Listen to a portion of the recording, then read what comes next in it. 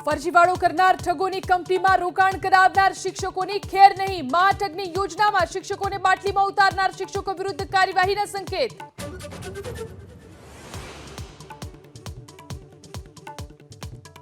सूरतना सचिनपाली गाममां 3 बाळकीना शंकास्पद मोतथी चकचार। तापणું करता समये धुमाडो श्वासमां जता मोत थયું હોવાની આશંકા।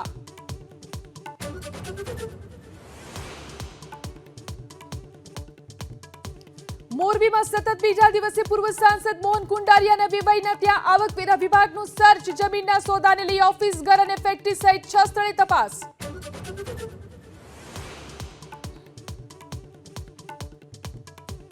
મહારાષ્ટ્રમાં દેવેન્દ્ર ફડણવીસનું મુખ્યમંત્રી બનવાનું લગભગ નક્કી। નાયબ મુખ્યમંત્રી પદની ઓફર પર એકનાથ શિંદેના જવાબની રાહ। કાલે મહાયુતિની બેઠક।